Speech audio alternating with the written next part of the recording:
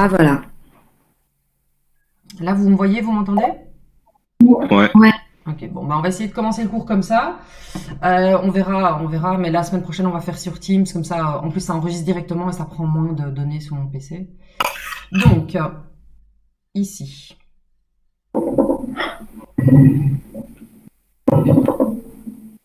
Attendez, juste. Hop. Super. Je vais essayer de partager mon PowerPoint maintenant, mais il n'apparaît pas dans mes possibilités de partage. Attendez, hein, hop, je le réveille un peu. Ça peut rester tac. Et donc, je reviens dans mon Smart School. Et voilà. C'est. Hop. Attendez, hein. Plus qu'à. Fenêtre d'application. Et je peux pas sélectionner. Ok, génial. Mon PowerPoint, pourquoi je peux pas le sélectionner? Donc je l'ai sélectionné et je le vois pas. Vous voyez mon PowerPoint là ou pas? Ça charge. Ouais. Ouais, il est en minuscule chez vous aussi? Euh, Je sais pas ouais, comment. mais je peux mettre plein écran sinon. Attends, mais je vais essayer de. Hop. Là, vous l'avez en plein écran? Ouais. Ok. Et est-ce qu'on me voit toujours ou on ne voit plus? Ouais, on vous voit. Ok. Ça, je sais si, si vous voyez ou pas, c'est toujours bon à savoir. Donc, je demandais à Iman, parce que c'est la seule qui avait un micro, mais à la base, c'était à Théo que j'avais demandé. Théo, t'es de nouveau de retour? Oui, oui, je suis là. Ok. Parce que je te parlais, mais je n'avais pas de réponse. Je me dis, bon, il est parti prendre son café. Non, ça déconne aussi. Ok. Donc, Théo, est-ce que tu te souviens de ce qu'on a fait la fois dernière? Bah, plus ou moins, oui. Essaye de voir dis-moi ce dont tu te souviens. Bah, on avait vu toute l'anatomie de l'œil, enfin, du C'est globe souvent ça oculaire. dans un cours d'anatomie oculaire. C'est la base. Il est bon, lui. Il est bon. Oui. Effectivement, on a vu l'anatomie de l'œil. Plus précisément, de quoi tu te souviens? Les tuniques. Tu te souviens de quoi? On avait vu les trois tuniques de l'œil. Les trois tuniques de l'œil, ok, ouais, super. Alors, elles sont où? On n'était pas là. Les trois tuniques de l'œil. Ici, ouais, effectivement. Donc, on a vu les trois tuniques de l'œil. Alors, on va voir si je le sens inspiré, mais qu'à moitié. Giovanni, qu'est-ce qu'on a vu d'autre? Giovanni. Il n'est plus là. Ok, Giovanni, il est plus là. Samuel, c'est parti, Samuel. Bah, on a parlé aussi des cônes et des bâtonnets là. Ouais, mais ça, c'était bien avant. Hein. Vous avez Ouais, je me souviens plus trop alors. Bah, on avait complété une fois, il y avait écrit cône et une fois, il y avait écrit bâtonnet. Dans le texte, là, les textes qu'on a complétés. Exactement. On va y arriver. Je vous sens. Il y a eu du temps entre les deux. Hein. Et donc, effectivement, vous avez rempli votre syllabus. Et ce qu'on a fait principalement, c'est remplir le texte à trous et les schémas. Ok? Ce qu'on a fait la fois dernière hein, par vidéo. Vous vous souvenez? Ouais. Ok. Et donc, je suis d'accord qu'on a vu les bâtonnets, ok, oui. Mais surtout, on a vu aussi tout ce qui était orbite. Je sais pas si vous vous souvenez. On a reparlé des différents Ah oui. Est-ce que quelqu'un se souvient de c'est pas ça que je veux faire. Quelqu'un se souvient des différents os qui composent. Hop, je retire le slide. Hein. Ça, c'était quel os? Au-dessus de l'orbite, c'était quel os?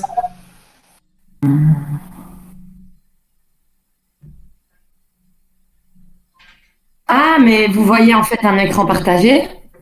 Ouais. Ben, je reviens en fait. Moi, c'est toujours, je dois me déconnecter, me reconnecter, et sinon ça marche pas.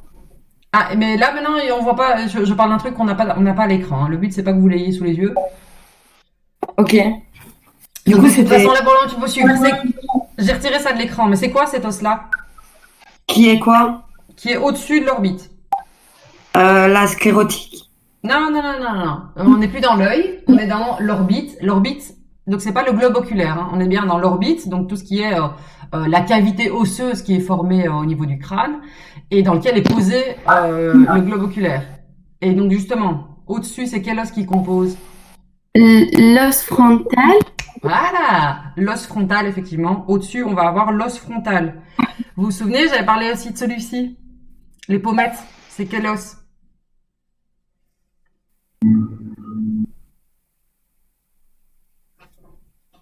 Zygomatique. Zygomatique. Il y en a une qui a trouvé les feuilles. Et regardez vos notes, hein, les gars. Donc, si vous vous souvenez, Mais vous voyez par rapport à l'orbite, c'est où que vous voyez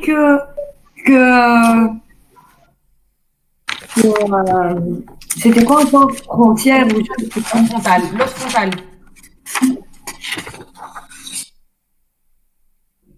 Parce que j'ai marqué nulle part le truc frontal. L'os frontal, mais tu l'as pas dans tes notes, tu l'as dans le PowerPoint. Ah, ok. Ça va? Mais ça va apparaître plus tard. Hein. C'est juste là, maintenant, ce que je veux, c'est... Attends, je regarde tes notes. Ouais. Tu l'as pas encore dans les notes, parce que ça arrive après, c'est le chapitre suivant, les annexes. Mais donc, du coup, l'idée ici, c'est que vous ayez déjà le vocabulaire. Alors, normalement, c'était pour vous aider dans les autres cours, mais je sais pas comment vous avancez dans les autres cours. Mais l'idée, c'est, maintenant, on passe tout, on va revoir ça en détail après, hein. Mais on passe tout en revue pour que vous puissiez suivre votre cours sur la vision, tout ce qui est... tout ce qui est les autres cours, quoi. Parce qu'en réalité, on va arriver à ça peut-être en janvier seulement. Et donc, ça sera un peu tard pour travailler tout ça. Donc, vous devez avoir des données, des informations de base, si vous voulez, au départ. Et puis après, on travaillera ça en détail. Mais donc là, ce que je veux, c'est vous familiariser avec le vocabulaire. Donc ici, on a bien l'os frontal. Vous voyez, vous avez tous mon partage d'écran là maintenant. Hein. Ouais. Oui. Et Iman, tu te déconnectes et tu reviens. Ouais. Sinon, tu prends le syllabus, hein, tu l'ouvres dans Smart School, tu ouvres une fenêtre avec pas le syllabus, mais le PowerPoint.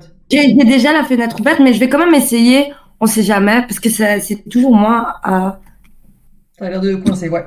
Donc du coup, os frontal, c'est la partie bleue du schéma, ok? Le zygomatique, c'est la partie orange sur le côté. Vous vous souvenez? Ouais. Ensuite, vous avez la partie verte que je vous disais. En réalité, c'est directement raccroché à votre mâchoire supérieure, là. Donc, c'est le maxillaire. Hein.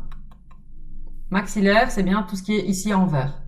Vous allez avoir ce qui va faire le fond. Donc, il y a une partie qui vient de la tempe et qui va jusqu'à l'arrière de l'orbite. Hein, c'est la partie jaune. Ok, ça, c'est le sphénoïde. Ok. Et vous allez avoir la partie interne du fond qui va être l'ethmoïde. Donc jaune. Ah, on a un écho là. Il y en a un qui doit couper son micro. Ouais. Donc on va avoir le sphénoïde, la partie jaune, et l'ethmoïde, le gris qui est au fond. Ok. Ensuite, vous allez avoir le mauve là qui est l'os lacrymal dans lequel il va y avoir la fosse du sac lacrymal qu'on va voir tout à l'heure. Ce que vous retenez, c'est que ces différents os, ils sont percés. Ce qui est surtout percé, c'est le jaune. Ok, donc c'est bien le sphénoïde surtout qui a les différentes, les trous, si vous voulez, de passage. Et on avait vu la fois dernière que c'était principalement pour passage du système nerveux et du système circulatoire. Ok? Tout le monde me suit? Madame, moi je trouve pas à quel endroit on a le PowerPoint. Non, il est pas sur Smart School. Bah si. Ça s'arrête à avoir ça en fait. Ah, Moi j'ai les deux PDF. le PDF, oui, mais c'est en PDF, hein, c'est pas en... Non, mais il s'arrête. Ouais, il s'arrête avant ça alors. Ouais. Il n'y a que 15 pages, nous. Ok, bah je vous le Madame, mets en ligne. Vous le mangez dans Madame, moi, deux j'ai secondes. le syllabus, hein. Dans le syllabus, il n'y a pas ça, celui que je vous ai donné. Non, a priori, tu l'as pas. Attendez. J'arrive, une seconde. Sam, toi, tu l'as trouvé où? Il n'y a pas. Là, Ouais, il y a pas. en ligne. Oh, parce que moi, je ne l'ai pas trouvé. Celui qu'on a reçu de nouveau, j'ai pas ça, moi. Non, moi non Non. plus. Non, mais c'est que je sais que le PDF, je me suis arrêté avant. Le problème, c'est que je sais pas vous l'éditer maintenant. À la fin du cours, je vous le donne. Donc, si vous arrivez à avoir l'écran, c'est suffisant. Et je vous le donne à la fin du cours parce que si je l'édite maintenant, ça va prendre trop de ressources à mon PC. À mon avis, tout va planter. Ça va? Parce que je dois éditer mon PowerPoint en PDF. Ça va? Je vous le partage après. Ouais. Donc, pour le moment, prenez des notes. Ouais, j'ai dit mon cours, à chaque fois, vous devez avoir un bic et une feuille sous les yeux pour pouvoir prendre des notes. Mais ça, c'est du vocabulaire que vous devez connaître. Hein. Ça va? Donc, os frontal, sphénoïde, ethmoïde, os lacrymal, le maxillaire supérieur et le zygomatique, vous devez les connaître. Hein. Ça, c'est des os que vous... Des os que vous devez connaître, dont vous devez connaître le nom. Ça va? Pour l'examen, par exemple. Par exemple, je peux vous demander pour l'examen, en commençant par l'os frontal, donne-moi le nom des différents os dans l'ordre, je sais pas moi, par exemple dans le sens des aiguilles d'une montre. Ok? Et donc là, vous devez mettre os frontal, et puis après, ici, donc ils vont faire la cavité, ici, hein, la cavité. Donc vous allez avoir os frontal, os lacrymal, maxillaire, zygomatique, et puis alors, au fond, vous allez avoir sphénoïde, et ici, à l'intérieur, vous allez avoir l'ethmoïde, par exemple. Ou bien vous me donnez frontal, ethmoïde, lacrymal, maxillaire, zygomatique, sphénoïde. Ça va? Par exemple. Ouais. Alors, aujourd'hui, ce que je veux voir, c'est l'œil et ses annexes. Ce que je vous ai donné comme note de cours pour le syllabus, cette fois-ci, c'est la partie sur les paupières. Mais avant d'arriver aux paupières, je veux parler un petit peu de généralité. Parce qu'on va à chaque fois, dans chacun des chapitres qu'on va faire, on va parler des paupières, on va parler, juste après, on va parler de la conjonctive, par exemple. Et bien, systématiquement, je vais vous expliquer pour cet organe-là, quels sont les nerfs qui vont l'innerver et quels sont les vaisseaux sanguins qui vont l'alimenter. Ok? Mais donc, là maintenant, ce que je voudrais faire, c'est d'abord parler des généralités du système nerveux, même si on va revenir là-dessus, on va faire tous les nerfs du visage, hein, donc savoir lesquels sont... On a vu que dans les nerfs, on avait des sensitifs et des moteurs, c'était l'introduction du cours, hein, en disant l'œil, il est connecté au système nerveux, et le système nerveux, il est surtout divisé en deux parties importantes, qui est le sensitif et le moteur. Celles qui permettent de sentir le toucher et celles qui permettent de faire des mouvements. Donc du coup, je vais passer en revue un petit peu tout, puis après on va passer plus de temps sur le système nerveux pour bien tout comprendre, comme ça le vocabulaire sera plus clair. Maintenant, donc je vais citer des nerfs, vous n'allez pas directement voir de quoi je parle, mais on le voit dans 8 slides, on arrive à ça. Ça va? Donc au niveau des annexes de l'œil, on va avoir, premièrement, celle dont on veut parler, celle que vous avez déjà dans le syllabus, ce sont les paupières. Ok? Donc on va voir les paupières avec paupières supérieures et paupières inférieures. Si vous vous souvenez, on avait déjà fait la partie extérieure. Au niveau des paupières, on avait rempli ce schéma-là, vous vous souvenez? On avait parlé des paupières supérieures et des paupières inférieures avec le schéma de l'œil. Maintenant, dans les annexes, on va voir les paupières, mais surtout aussi les glandes qui y sont liées. On avait déjà parlé du sac lacrymal puisqu'on a vu qu'il était logé ici, hein, vous vous souvenez, dans l'os lacrymal. Hein. Vous voyez ma souris en fait? Vous voyez la flèche? Ouais. Ah, ok. Ouais. Cool, c'est déjà ça. Donc ici dans l'os lacrymal, on voyait le sac lacrymal qui était posé. Ok. Et donc on va parler aujourd'hui justement de ces différentes annexes. Les glandes lacrymales. La particularité de cette glande lacrymale, on en avait de nouveau un petit peu discuté, c'est qu'elle est divisée en deux parties. Une grande partie et une partie qui est ici plus petite. Vous allez voir pourquoi est-ce qu'elle est divisée en deux parties et qu'est-ce qui passe justement entre ces deux parties. On avait vu que, donc ça c'était la glande lacrymale principale, qui allait amener des larmes ici. Donc les larmes, elles commencent donc bien par le côté de l'œil, hein, la partie externe de l'œil, et supérieure, hein, supérieure externe, des deux côtés. Et alors on va avoir formation de larmes, et ici il va y avoir une sorte de rivière, hein, qui va amener les larmes jusqu'ici, au point lacrymal, en haut et en bas, qui vont absorber par les canalicules, ces deux petits canaux qu'on a ici, hein, les canalicules lacrymales, et qui vont amener tout ça dans le sac lacrymal. Et on avait parlé du fait qu'effectivement, quand on pleure, du coup, on doit tout le temps se moucher. C'est tout simplement parce que les larmes sont évacuées par le nez. Okay, elles arrivent au niveau par un conduit lacrymo-nasal, donc c'est bien le lien entre le sac lacrymal et le nez, et ça arrive au niveau du nez. Ça va? Donc ça, on en avait déjà parlé la fois dernière. rapidement. Et on avait parlé des différents éléments ici des paupières, on avait parlé des sourcils, on avait parlé des cils, qui étaient situés ici, dans notre schéma, de la paupière supérieure et de la paupière inférieure. Dans le texte qu'on avait lu, dans l'introduction, on avait parlé du tarse, je ne sais pas si vous vous souvenez, dans le texte à trous, on avait parlé du tarse, il me semble.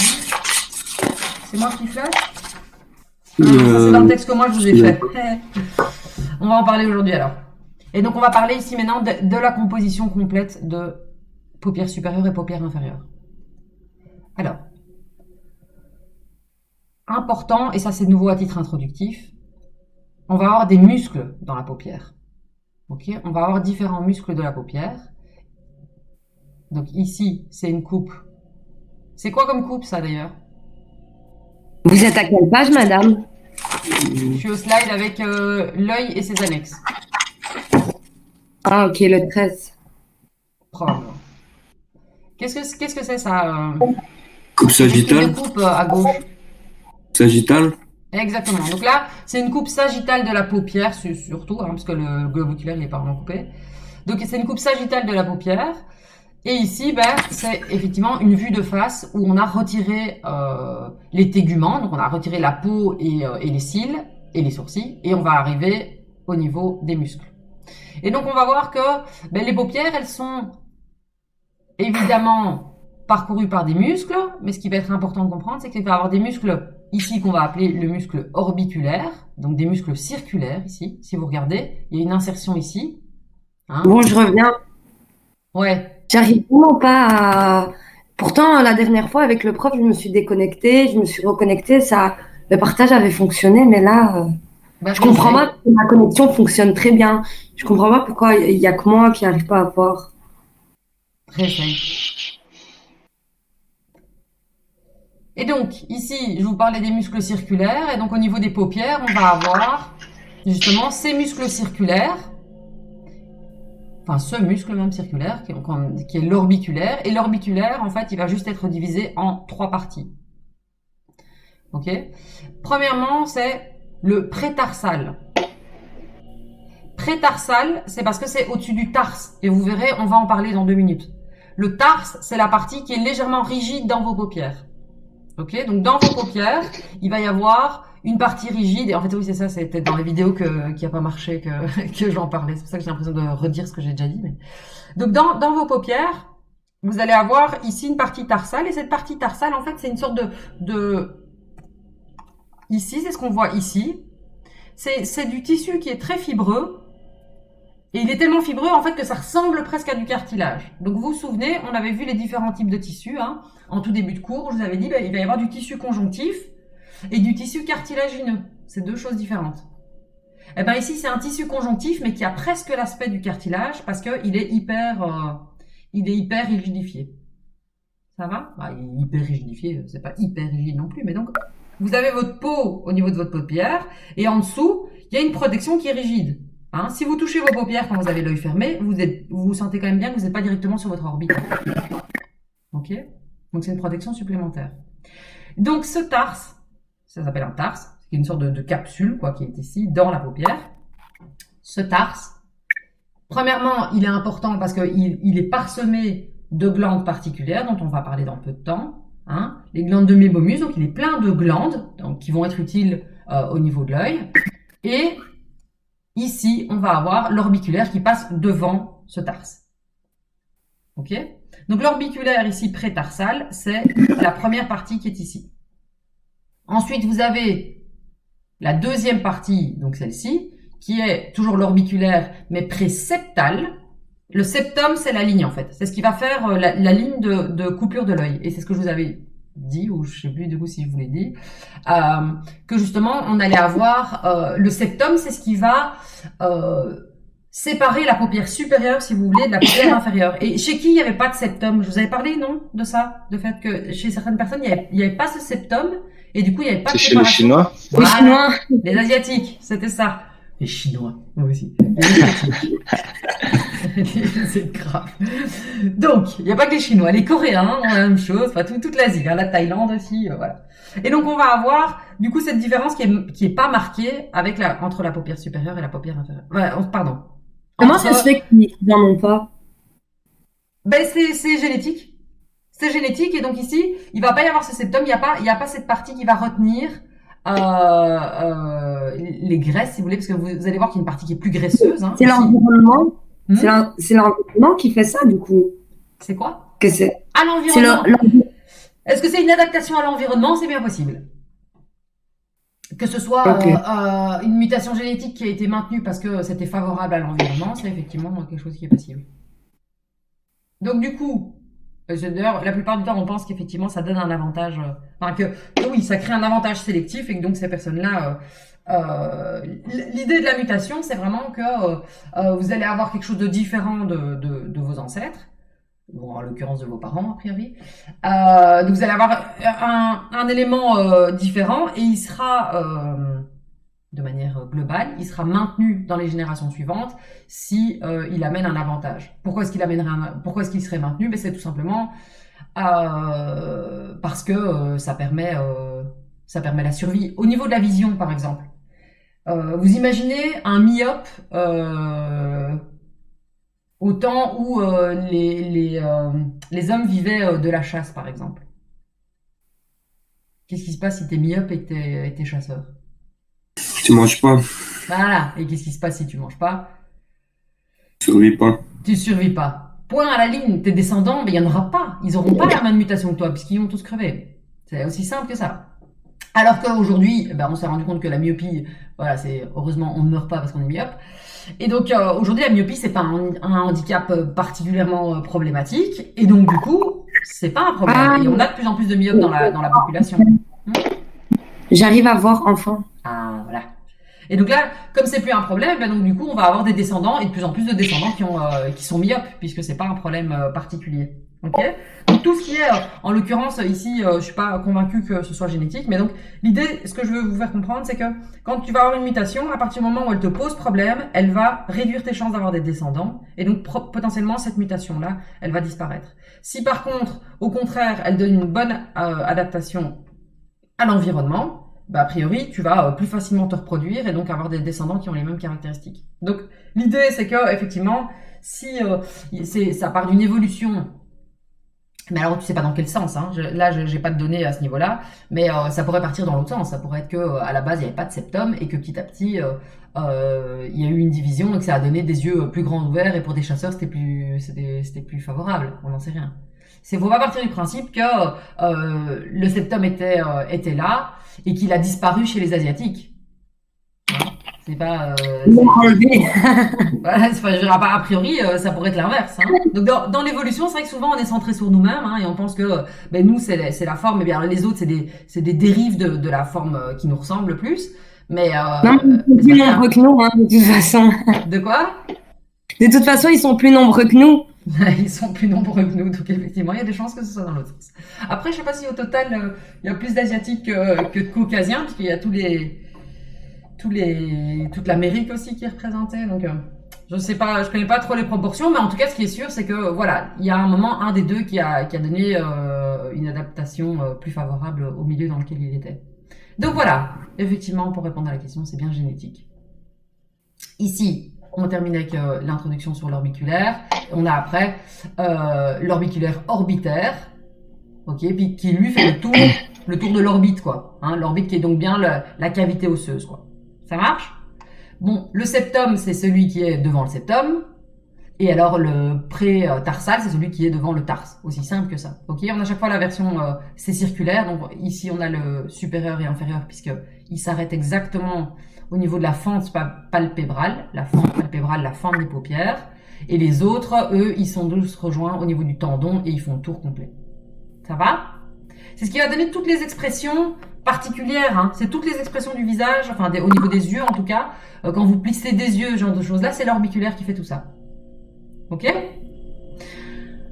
Alors, le muscle frontal, lui, par contre, il va permettre principalement le mouvement des sourcils, puisque c'est ici normalement que se situent aux sourcils.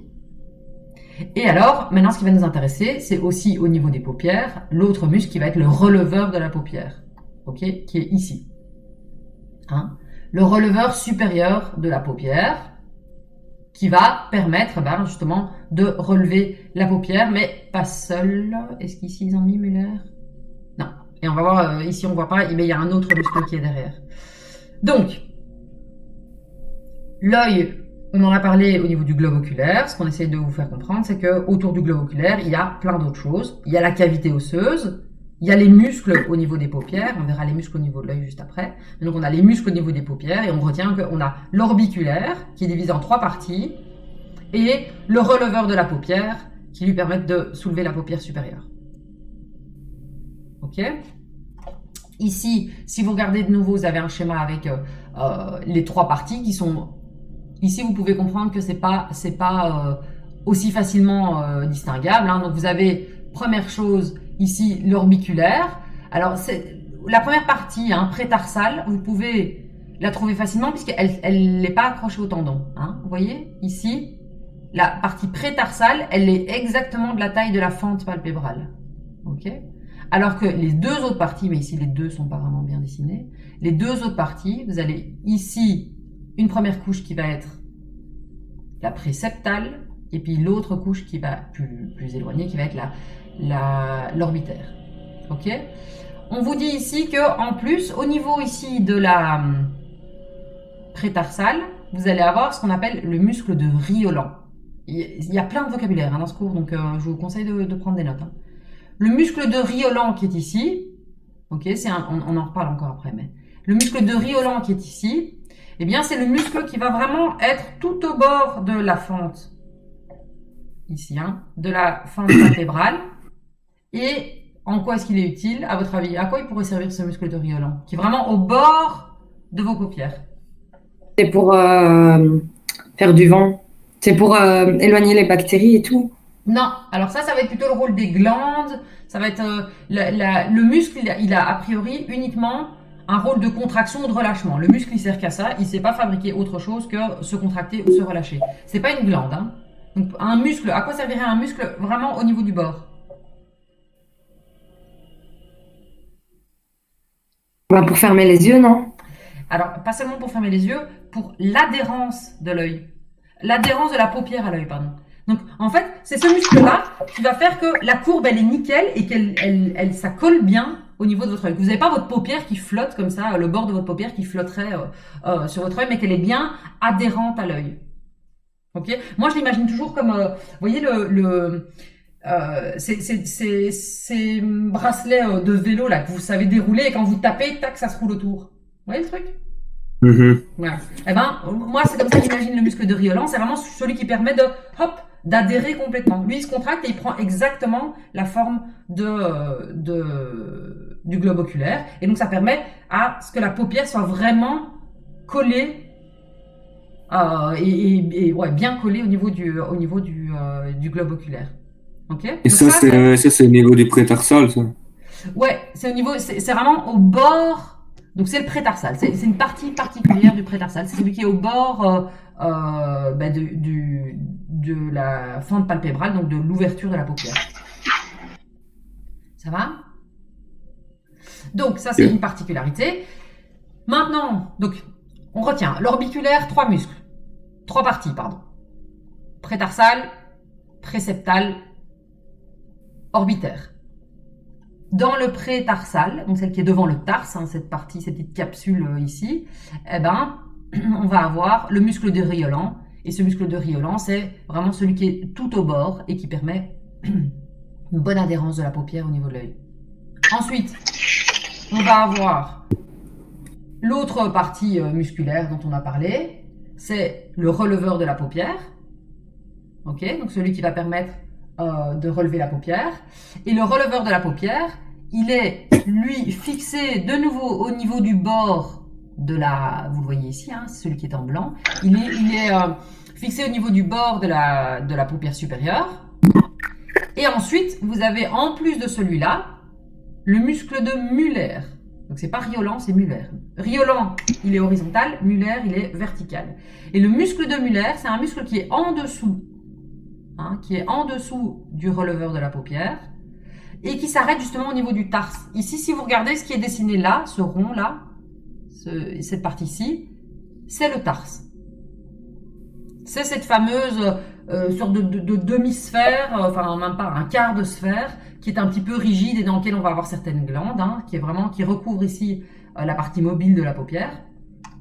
Et ben, au-dessus, on va avoir fixation du muscle de Müller, qui lui aussi va servir à relever cette paupière. Donc il y a deux muscles qui relèvent. Le releveur de la paupière qui va se fixer au niveau du bord de la paupière supérieure et qui permet de soulever la paupière. Et vous avez le muscle de Müller qui est un peu plus court, qui lui s'arrête au niveau du tarse et qui tire le tarse pour le remonter. C'est clair ça? Oui. Ok. Donc ça c'est les deux muscles qui nous permettent de soulever la paupière supérieure. Ça c'est plutôt tout ce qui est, on est plus dans la fermeture et dans les mimiques au niveau de l'œil. Ok? Donc l'orbiculaire, lui il permet plus d'autres mouvements et celui-ci c'est vraiment juste soulever la paupière. Enfin ces deux là d'ailleurs. Alors, pourquoi on les met ensemble, vous verrez, c'est parce qu'en fait, ils démarrent au même endroit. Ils se divisent après, mais à l'arrière, ils démarrent exactement au même endroit. Dans les muscles, dont on reparlera de nouveau après, on a évidemment tout ce qui est muscles du mouvement. Hein. Donc là, on parlait des muscles des paupières, parce qu'on va continuer le chapitre sur la paupière, mais je ne peux pas continuer sans vous parler d'autres muscles, puisque évidemment, on va avoir les muscles ici de la mobilité du globe oculaire et qu'on verra juste après. Ok, avec ici, ben, on va avoir le droit supérieur, hein, le droit supérieur, ici le droit inférieur, ici le droit, alors là on est sur quel œil? Ouais, le droit externe, et ici le droit interne. Et ça c'est quoi alors celui qui est ici? Celui qui fait un V comme ça.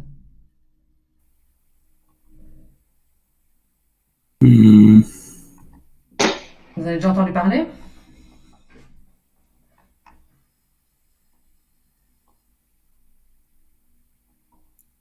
Ici, hein, c'est le muscle oblique supérieur. On appelle aussi le grand oblique. Alors la particularité du grand oblique, quelle est la différence entre ceux-ci là, le droit externe, le droit inférieur, le droit supérieur et le grand oblique? Qu'est-ce que vous voyez comme différence majeure? Giovanni? Je sais pas. Et puis il y en a que c'est un mouvement horizontal et l'autre vertical. Ouais, alors ça je suis d'accord avec toi. Ici, donc le droit externe, s'il se contracte, ton œil part par là. Le droit interne, s'il se contracte, ton œil part par là. Supérieur, ça soulève. Inférieur, ça tire vers le bas. Par contre, le grand oblique, qu'est-ce qu'il a de particulier? Quelle est la différence? J'aurais pu demander ça à quelqu'un de 8 ans. Hein. Qu'est-ce que tu vois comme différence? Je te demande pas une explication complexe. Quelle est la grosse différence entre ça et celui-là? Il est plus long. Il est plus long, déjà, effectivement. Il est plus long. Et au niveau de son parcours, quelle est la différence entre celui-ci et celui-ci? Moi, je vois pas vraiment. Tu vois pas? Ici, la particularité, c'est qu'il passe par ce qui est une trochlée, là. Ce muscle, c'est comme s'il passait par le chat d'une aiguille, quoi. Hein? Il passe par quelque chose ici avant de changer de direction. T'es d'accord avec moi?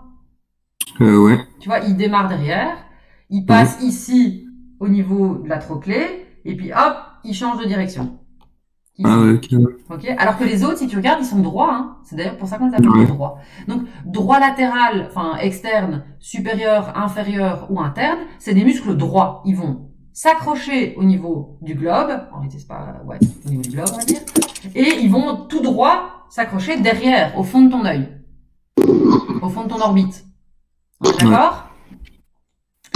Celui-ci, il part de derrière, c'est celui-ci, il part de derrière, il va s'accrocher ici au niveau central, hein, médian, et il repart vers le globe oculaire. Donc il change de direction. Okay.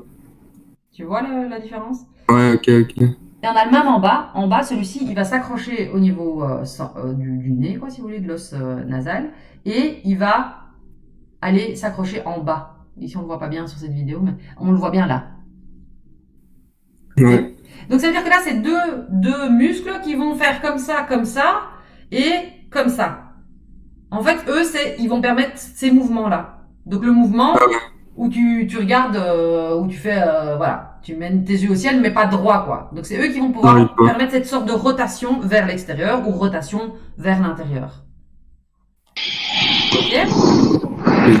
Donc, on va avoir au niveau de l'œil, du globe oculaire proprement dit, 4 muscles droits et 2 muscles obliques. Grand oblique, petit oblique. Ça va? Ça va permettre, normalement, de faire tous les mouvements de l'œil nécessaires. De nouveau, petite introduction, on en reparle après, du système nerveux. Ce que je veux que vous compreniez, on en parlera après, mais c'est que donc on va avoir les nerfs sensitifs et les nerfs moteurs au niveau du visage, on les verra tous, hein. On a 12 paires de nerfs, donc vous voyez, le 1, non pas le 1, je les ai pas tous mis en plus. Vous arrivez jusqu'à 12, ok, et le 1 il n'est pas mis parce que c'est au niveau, il a rien à voir avec l'œil, quoi, c'est au niveau nasal. Mais donc on va avoir 12 paires de nerfs olfactifs, je vais y arriver, c'est le nerf olfactif le premier, mais donc on va avoir 12 paires de nerfs, c'est 12 paires de nerfs, parce qu'on a la partie gauche et la partie droite, et je vous dis ça et c'est l'inverse, la partie droite et la partie gauche, et donc du coup, tous ces nerfs vont venir innerver le visage. Certains vont partir eux aussi vers des organes qui sont plus bas, mais donc l'insertion, on le verra hein, après, mais l'insertion c'est vraiment ici à la base du crâne. Donc on va avoir l'insertion des nerfs qui est là et qui va venir innerver notre visage. On va avoir deux particularités, on va dire, de ces nerfs. Soit ils vont avoir un rôle moteur, soit ils vont avoir un rôle sensitif. Le rôle sensitif, c'est le fait qu'on est d'accord que si je mets mes mains, par exemple là je sens que ma main elle est froide et l'autre main elle est déjà plus chaude. Donc ça c'est la partie sensitive qui permet la sensibilité du visage, mais donc qui permet aussi la sensibilité des paupières, la sensibilité de l'œil, la sensibilité de la rétine et donc la vision. Donc tous ces nerfs sensitifs, ils vont vous permettre de sentir le visage, mais aussi sentir tout ce qui est au niveau de l'œil et avoir des perceptions visuelles. Ensuite vous allez avoir toute la partie motrice qui elle fait a le rôle de ce que je suis en train de faire, parler par exemple, hein, ça contracte mes muscles du visage. Cligner des yeux, on vient de parler du releveur de la paupière, il faut un influx nerveux. C'est votre système nerveux qui vous dit, on contracte le muscle, on relâche le muscle. Ok ? Donc, il va y avoir tout le rôle des nerfs qui vont aller faire contracter certains muscles. Et donc ça, c'est la partie motrice. Et dans les muscles à contracter, on avait parlé de l'iris, vous vous souvenez ? L'iris, on a dit que c'était un muscle coloré. Et donc, on va bien avoir l'iris qui va devoir se contracter et se relâcher. C'est un nerf qui donne cet ordre-là. Okay, donc, c'est bien le système nerveux qui va ordonner aux muscles de se contracter ou de se relâcher. Donc, à chaque fois qu'on va parler des différentes parties, quand on parle de contraction d'un muscle, vous devez vous dire, tiens, c'est quel nerf qui lui donne cet ordre-là. Ok ? On verra tout un chapitre sur le système nerveux. Surtout si vous ne l'avez pas fait en bio, on va insister. Je pensais que vous alliez le faire en anatomie, mais... Donc, on va le faire. Je vais passer un petit peu de temps là-dessus. Un des éléments importants, et c'est celui qui est dans le schéma qui est là, c'est les trijumeaux. Hein, on en a déjà parlé quand je vous avais montré vous voyez cette application là où on voyait le corps humain avec le système nerveux, le muscle qu'on pouvait choisir là en 3D, là on pouvait tourner ce corps humain. Un des éléments importants, et c'est pour ça que je vous le mets ici en illustration, mais on parlera de tous les autres après, c'est les trijumeaux. Les trijumeaux, c'est un nerf qui va, si vous regardez, hein, il est au niveau de votre temple, plus ou moins, plus ou moins. C'est un nerf qui va se diviser en 3 parties. Ok ? Il va se diviser en 3 parties, avec une partie supérieure, ici, hein, qui part vers le haut, et c'est pour ça trijumeaux, hein, c'est parce qu'il y a 3 parties. Et donc, on va avoir un ganglion, ça veut dire un endroit où tous les 3 parties se rassemblent, et ensuite elles partent ici, avec une première branche, hein, qu'on va appeler c'est le nerf 5, hein, les trijumeaux. C'est le nerf 5 des 12 nerfs dont je viens de parler. Et donc ici, on va avoir le nerf 5 qui il va s'appeler l'ophtalmique de Willis. Donc on va appeler ici, la première branche, c'est l'ophtalmique de Willis. Pourquoi ophtalmique ? Parce qu'elle va vers l'œil, hein, tout simplement. Ensuite, on a la deuxième branche qui est celle-ci. Et vous voyez qu'elle vient innerver le haut de vos dents. Donc de nouveau, c'est le maxillaire supérieur. Hein ? Maxillaire, on avait vu l'os maxillaire, vous vous souvenez ? Le vert, là, l'os vert, c'était l'os maxillaire. Là, c'est la branche maxillaire supérieure, parce qu'elle vient aussi innerver le maxillaire, l'os maxillaire. Et puis ensuite, on a le maxillaire inférieur. Parfois, c'est mandibulaire, mais maxillaire inférieur ici. Ok? Donc ça, c'est les 3 branches qui vont être importantes et qui vont permettre, on verra, soit la partie sensitive, soit la partie motrice. Ok? Ici, les trijumeaux, c'est du sensitif. Ok? Donc on va avoir dans les nerfs sensitifs le nerf optique, qui est le nerf 2. Hein, je vous dis, c'est l'olfactif, je vais y arriver, le nerf 1, mais donc l'optique, c'est le nerf 2. Et le nerf optique, c'est bien celui qui va au niveau de la rétine. Vous êtes toujours là ou je parle Ouais. Ah, ok. Je ne vous vois pas, donc du coup, je sais pas si je parle à un mur. Et donc du coup, vous allez avoir le nerf optique, qui est le premier nerf sensitif qui nous intéresse. Le nerf 5, qui est les trijumeaux, qui est le deuxième nerf sensitif principal. Ok? Ensuite, Ok. vous allez avoir les différents nerfs moteurs. Ok? Et donc, on voit que le nerf 3, le nerf 4 et le nerf 6 vont être les nerfs moteurs. On reviendra là-dessus après. Hein. Ok? Et donc, on verra que le nerf 3, ben, c'est lui, par exemple, qui va faire l'oculomoteur commun. Ok? Donc, c'est celui qui va permettre justement la mobilité de l'œil. On verra que ça va alimenter le releveur de la paupière, les différents muscles oculomoteurs, hein, dont je viens de vous parler, et c'est lui qui va permettre la contraction de l'iris. Ok? Donc c'est bien le nerf 3 qui va permettre d'innerver ces différents-là. On va pas rester longtemps dessus, parce que je vous dis, il y a tout un chapitre là-dessus. Hop, je vous ça. Ensuite, vous allez avoir le nerf 4 qui lui vient innerver le grand oblique, donc c'est lui qui va contracter ou relâcher le grand oblique. Le nerf 7 qui va aller contracter ou relâcher le droit externe. Donc tous les autres sont contractés ou relâchés sous l'ordre du nerf 3, et il y a juste le droit externe et le grand oblique qui sont, eux, innervés par d'autres nerfs. Ok? Et l'orbiculaire, il est innervé par le nerf 7 qui est le nerf facial. Donc il y a 12 nerfs, il n'y en a pas plus que ça que je vous demanderai, puisque le reste, ça sera plutôt, vous auriez dû voir ça en anatomie. Et donc ici, dans les nerfs des nerfs crâniens, c'est ceux-là qui vont nous intéresser, il y en a 12 et on les verra tous d'ici le cours prochain. Ça va? Mais donc ce que je veux que vous compreniez, c'est qu'il y a bien certains nerfs qui sont sensitifs, certains nerfs qui sont moteurs et d'autres qui sont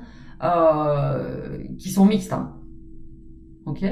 Et donc, qu'ils soient sensitifs, ben, ça donne la sensibilité des différentes parties. Ok? Donc si je touche mon front, a priori, c'est la partie ophtalmique des trijumeaux qui me dit que je touche mon front. C'est ce nerf-là qui me donne cette information-là. Et donc on verra la sensibilité. Et donc il va y avoir des nerfs sensitifs, des nerfs moteurs et des nerfs mixtes. Il y a certains nerfs qui font les deux. Ils sont moteurs et sensitifs. Ils envoient les deux informations. Ok? Et ça, vous devrez connaître d'ici la fin de l'année. Hein. Donc savoir le rôle du nerf 2, du nerf, de la fin du cours, du nerf 5, 3, 4, 7, et ici, le 6, le 7, le 4, le 6 et le 7, ici, vous devez savoir lequel innerve quel muscle. Ok? Donc, ce que vous allez devoir réussir à retenir, c'est au-delà de l'analyse du globe oculaire, les parties osseuses. Il faut aussi que vous connaissiez les annexes, donc tout ce qui est paupières, mais pour pouvoir parler des différentes annexes, il faut que vous ayez compris par quoi elles sont innervées, hein, ou bien on parle des muscles aussi par exemple, les muscles, par quoi ils sont innervés. Donc au niveau sensitif, qu'est-ce qui envoie l'information au niveau du système nerveux central, et au niveau moteur, donc tous les muscles, quel nerf donne l'ordre de se contracter ou de pas se contracter, de se relâcher. Ok? Donc c'est vraiment un truc dont on va parler systématiquement, et donc là c'est juste une introduction générale, mais à chaque fois qu'on parlera de quelque chose, on dira quel est le nerf qui vient lui donner l'ordre, ou bien quel est le nerf sensitif qui permet de recevoir les informations. Alors, au niveau des vaisseaux sanguins, même chose, chaque fois on parlera de quel est le vaisseau sanguin qui vient innerver cette partie-ci. Et ici, en l'occurrence, vous voyez la paupière, elle est là, hein, paupière inférieure et paupière supérieure. Si vous cherchez ici, qu'est-ce qui vient innerver la paupière supérieure? C'est la branche de l'artère ophtalmique. Ok. De nouveau, c'est tout ce qui vient au niveau de l'œil, c'est toujours les mêmes genres de noms qui apparaissent, hein. Donc on a bien l'artère ophtalmique ici, hop, branche frontale de l'artère ophtalmique. Et pour la paupière inférieure, si vous regardez, c'est cette partie ici qui vient innerver, ici, qui vient innerver la paupière inférieure. Ça va? Tout ça, c'est bien de l'artère ophtalmique. Okay. Ça vient de l'artère carotidienne, hein. La carotide, c'est c'est une des artères principales du corps. Et donc on voit qu'on a une branche ici qui vient, l'artère ophtalmique, qui vient alimenter tout ce qui se situe au niveau de l'œil, que ce soit les paupières, ici l'iris, et de nouveau, hein, ce qui est fort innervé ici, c'est évidemment toutes les parties où il y a le muscle, hein. Donc ici l'iris, elle est fortement, pas innervée, irriguée. L'iris, elle est fortement irriguée parce que c'est un muscle, hein. Donc un muscle qui se contracte, ça consomme beaucoup d'énergie, donc elle a besoin de beaucoup de nutriments. Donc il faut lui apporter un maximum de nutriments. Ça va? Ici aussi, il y a un grand rôle, vous vous souvenez, on avait vu, là, en jaune, c'est la rétine. Et juste derrière la rétine, c'était quoi? Choroïde. Ouais, la choroïde, hein.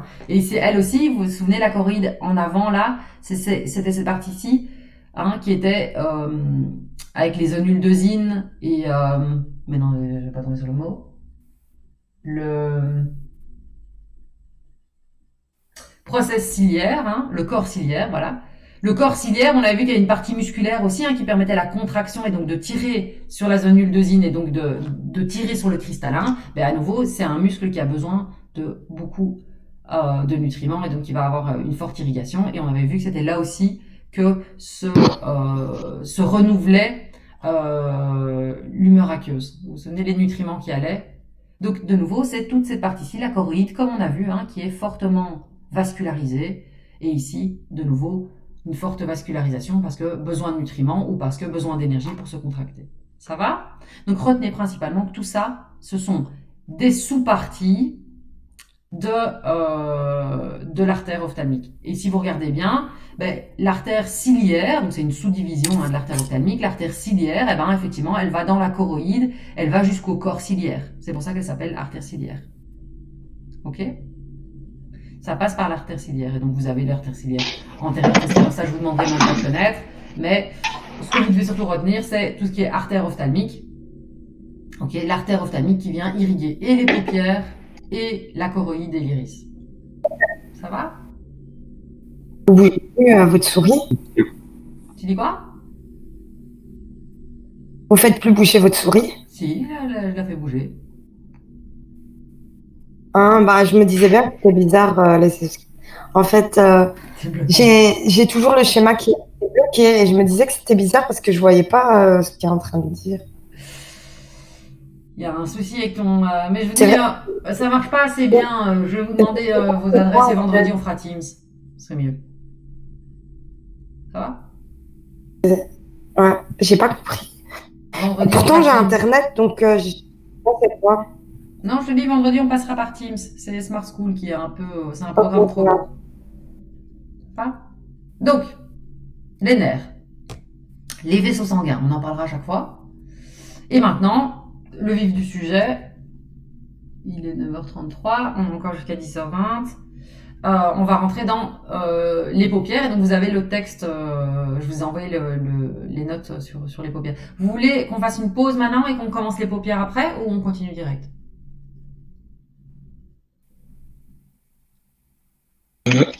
Comme vous voulez, moi. Ouais. Oui, ça veut rien dire. Tu veux une pause maintenant ou tu veux qu'on continue? moi, je veux bien continuer, mais c'est pareil. Ouais, bon, on continue alors. Ça marche. Alors, c'était au cas où vous commenciez à piquer du nez. Donc, les paupières, ça c'est les notes que vous avez reçues. Ok? Donc vous avez le syllabus, il parle des paupières. Alors premièrement, le rôle des paupières. Rôle principal, protection, tout simplement, hein, mécanique. Protection par la fermeture. Et donc d'ailleurs, justement, quand on parle de l'agophtalmos, c'est des personnes qui n'arrivent plus à fermer la paupière. Ok? Donc c'est quand la paupière se ferme pas bien. Ok? Donc il y a des gens qui vont avoir tout le temps l'œil mi-clos, quoi, pas bien fermé, et qui vont même devoir dormir comme ça. Tu dis quoi? C'est dû à quoi? Alors, c'est dû à un problème musculaire principalement. Et donc, on a vu qu'on Ouais, avait. qui n'arrivent pas à lever leurs sourcils, à lever leurs paupières. Ceux qui n'arrivent pas à lever la Ouais. paupière. Vous voyez, il y a des gens. Ouais, il y a des gens qui ont un œil. Enfin, ils ont une paupière baissée comparée à l'autre. Ouais, et ben, cette paupière baissée par rapport à l'autre, c'est lié justement au fait que tu vas avoir ton releveur de la paupière. C'est musculaire la plupart du temps, et donc tu as un releveur de la paupière qui n'est pas contracté, qui se contracte pas aussi bien que l'autre. Moi, j'ai ça. J'ai un Mais oui, œil je me qui disais, est plus bas c'est- que l'autre. Rima ou Rama? Je sais plus. Moi, c'est Rima. Rima, ouais, Rima, tu m'avais dit ça en classe, hein, qu'il y avait un des deux qui était plus. Et ça, c'est lié au releveur de la paupière. Hein. C'est tout simplement que ça veut dire que sa position au repos, elle est pas assez contractée, quoi. Il y en a un qui est plus contracté que l'autre. Ouais. Et donc ça c'est effectivement soit c'est lié à un problème, c'est pas un gros problème, mais à un problème nerveux, soit c'est lié à un problème musculaire. T'as les deux possibilités. Donc au niveau Moi, c'est un problème nerveux. ah bah voilà. Donc ça veut dire que l'information de contraction n'est pas suffisamment bonne. Et donc il ne contracte pas assez. Et donc justement donc c'est ce qu'on voyait dans les slides d'avant. On va avoir les nerfs, les différents nerfs, et les différents nerfs, ils vont venir alimenter ce releveur de la paupière et l'orbiculaire. L'orbiculaire, je vous ai dit, c'est plutôt tout ce qui va permettre donc plisser les yeux, c'est plus tout ce qui est mimique, mais qui va aussi permettre donc la fermeture de l'œil. Le releveur de la paupière, son rôle principal, c'est l'ouverture de l'œil. Ok, c'est vraiment ouvrir, soulever la paupière. Et donc, la paupière, par contre, donc ça c'est au niveau des muscles, hein. Donc ça c'est la protection par la fermeture, c'est vraiment le fait que on va avoir le tégument, donc on va avoir de la peau qui est au-dessus du globe oculaire et qui protège ça, avec évidemment pas que de la peau, on vient de dire, du muscle et des tarses et des glandes. Donc il y a plein de choses dans la paupière, hein, c'est pas juste un morceau de peau qui descend et qui monte. Et donc on va avoir tous ces éléments-là qui viennent protéger. Mais donc c'est grâce à l'activation des muscles qu'on va avoir cette protection. Ensuite, il y a justement d'autres éléments, l'hydratation de la couche antérieure de la cornée par la dispersion du film lacrymal, et là de nouveau c'est tout simplement le mouvement qui va permettre d'étaler, si vous voulez, le film lacrymal. Okay, donc ça permet de bien étaler le film lacrymal et d'éviter la déshydratation de l'œil. Il permet aussi donc de déplacer les larmes pour un drainage vers le canthus médian. Le canthus médian, c'est la partie centrale, hein. Vous vous souvenez, on avait parlé avec les deux points lacrymales ici qui allaient permettre de réabsorber. Donc c'est bien l'élimination des larmes. L'idée c'est de mettre des larmes. Ces larmes, elles vont aussi permettre, donc on verra la composition, mais donc elles vont permettre de nettoyer l'œil. Et les parties qui sont nettoyées, donc les crasses et les déchets, il faut les évacuer. Donc ça c'est par les points lacrymales. Ok. Et surtout, elles vont contenir des structures qui produisent le film lacrymal. Okay. Le film protecteur, c'est tout simplement fabriqué par des glandes, et ces glandes, on verra qu'une partie se trouve dans les paupières. En réalité, toutes ne se trouvent pas dans les paupières. Il y a une partie qui va se trouver dans la paupière en tant que telle, et d'autres parties qui vont se trouver dans la conjonctive. Et la conjonctive, si vous vous souvenez, c'est ce sort de film, je parle à chaque fois de ce sort de film plastique là, mais la conjonctive, c'est ça. Vous voyez ce film transparent là, qui recouvre l'avant du globe oculaire, mais qui recouvre aussi la partie interne de la paupière. Et donc, ce qu'on considère paupière, c'est tout ça. Et ici, vous voyez que la partie interne, elle est recouverte ici par la conjonctive. Donc, on va avoir des glandes ici, au niveau de la conjonctive, sur le globe oculaire. Des glandes ici, dans ce repli, justement. Hein, et des glandes qui vont se situer ici. En plus des glandes qui sont à l'intérieur de la paupière. Ça va ? Donc, description de la paupière. On a deux faces. Ok. On a une face intérieure et une face extérieure. Hein. On est d'accord? Donc, c'est aussi antérieure et postérieure. La face antérieure, c'est l'intérieur de la paupière. Non, la face postérieure, pardon, c'est la face intérieure de la paupière. Et la face antérieure, c'est la face avant. Ok. Donc, on a bien la partie externe de la paupière et la partie qui est collée au globe oculaire. Hein. Donc la face interne, elle est recouverte par la conjonctive palpébrale, c'est ce que je viens de vous montrer. Alors que la face externe, elle est recouverte par la peau. on va avoir deux cantilles. Ok. Latéral qui est... Donc les cantilles, c'est les angles, hein, si vous voulez. Les cantilles, c'est ça, hein, c'est l'angle de l'œil. Hein. Le latéral qui va être collé au globe. Le latéral, c'est donc le coin de l'œil, si vous voulez, la fin de la paupière, enfin la fin de l'ouverture de la paupière, de la fente palpébrale. Eh ben, la partie externe, on est d'accord que c'est collé directement, elle est directement adhérente, enfin collée, c'est un grand mot, mais elle est directement adhérente à notre globe oculaire, sur la partie externe. Il n'y a pas d'écart entre ce cantil-là, donc cet angle-ci, et le globe oculaire. Et puis on va avoir le médian. Médian, c'est les deux cantilles qui vont être ici au niveau du centre du visage, qui eux, par contre, on voit ici hein, le globe oculaire, avec, en réalité c'est la conjonctive, mais le blanc qu'on voit en dessous, ça s'appelle comment d'ailleurs le blanc de l'œil? Sclérotique. La sclérotique. Et donc ici, ce qu'on voit à travers, c'est la sclérotique. On a vu que, je vous avais dit, hein, la sclérotique, elle n'est pas vascularisée. Et on voit ici, d'ailleurs, ils ont dessiné des petits vaisseaux sanguins comme ça. Mais donc, c'est pas la sclérotique qui est vascularisée, c'est la conjonctive qui est par-dessus. Hein. C'est ce petit film très fin et transparent qui, lui, par contre, est vascularisé. Mais donc, on a la sclérotique derrière et la conjonctive qui la recouvre. Et ici, on est d'accord que le coin médian, donc central de l'œil, lui, par contre, il n'est pas adhérent directement au globe oculaire. On voit ici une première partie qui est la caroncule. Ok? Ici, caroncule qui contient les glandes sébacées et une glande lacrymale accessoire. Ok? Et en fait, elle est recouverte de poils et de mucus. Les poils, on les voit pratiquement pas. Mais en fait, ici, il y a des poils et du mucus. Et puis après, il y a le repli semi-lunaire qui est ici. Alors là, je ne sais pas pourquoi la photo, l'écran est plus petit, donc normalement c'est écrit là. Donc le repli semi-lunaire qui est en fait l'équivalent d'une troisième paupière. On pense que c'est justement un reste, si vous voulez, d'une troisième paupière qui, elle, se serait fermée comme ça. Vous voyez? Et donc, ici, on va donc avoir la paupière supérieure, la paupière inférieure. Ici, dans le canti médian, le canti, c'est bien le pli, on va avoir, premièrement, ici, la caroncule, et ici, le repli semi-lunaire. C'est clair pour tout le monde, ça? C'est ça qui permet aussi, donc, c'est le repli semi-lunaire qui va être adhérent, si vous voulez, ici, au niveau de l'œil. Et donc, d'ailleurs, vous avez, si vous regardez vers l'extérieur, eh ben, vous avez ce repli semi-lunaire qui suit, hein, d'ailleurs, le mouvement de l'œil. Et donc, il s'agrandit si vous regardez vers la gauche. Normalement, en classe, vous êtes censé regarder chez votre voisin, mais là, ça sera pas possible. Vous regarderez ça devant un miroir comme d'écran. Donc, ça, c'est pour la paupière. Enfin, les paupières. Ce dont on a déjà parlé, hein, donc vous avez déjà introduit le vocabulaire. Comme il y a beaucoup de vocabulaire, on dit tout plein de fois. Hein. Donc, on va avoir la partie supérieure. Alors, on a vu avec la partie tarsale et la partie orbitale.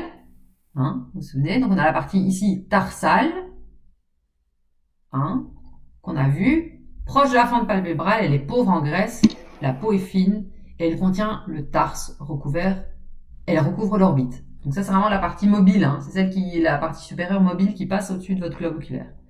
Et puis, ensuite, vous allez avoir la partie orbitale, qui, elle, est divisée en deux, c'est comme pour le muscle, hein, enfin, le muscle était divisé en trois directement, mais donc on a bien du tarse au sourcil, hein, qui est donc la partie supérieure palpébrale entre la partie tarsale et orbitale, et il y a plus de graisse et la peau est moins adhérente au tissu conjonctif. Ok, dans l'orbiculaire, on a divisé en trois parties en disant qu'on avait la partie prétarsale, la partie préseptale et la partie orbitaire. On est d'accord? Ici, on vous parle de la partie tarsale, qui est donc la partie ici qui est la main, si vous voulez, pour l'orbiculaire. Et puis après, on va directement à la partie orbitale, qui, elle, on vous dit, elle est plus grasse. Et on vous fait moins la limitation entre les deux, qui est donc la partie préseptale. Ça va? Ici, je regarde le schéma que vous avez ici.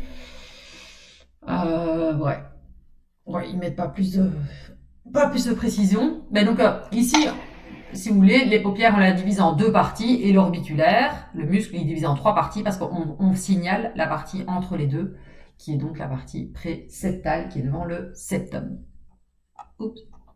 Ensuite, ici, la limite de la paupière ou le bord libre. Le bord libre, c'est donc bien là où il y a les cils. Hein. Contient les cils en double ou triple rangée. Okay. On en a plus ou moins 150 sur la paupière supérieure et 75 sur la paupière inférieure. Il est fortement innervé. Et pourquoi est-ce qu'il est fortement innervé, le bord libre? Pour la sensibilité. Exactement, c'est parce que du coup, c'est le bord libre qui fait que vous allez sentir dès qu'il y a quelque chose qui s'approche de votre œil. Et pourquoi est-ce qu'il est hyper innervé? C'est parce qu'on va avoir les cils. Pardon?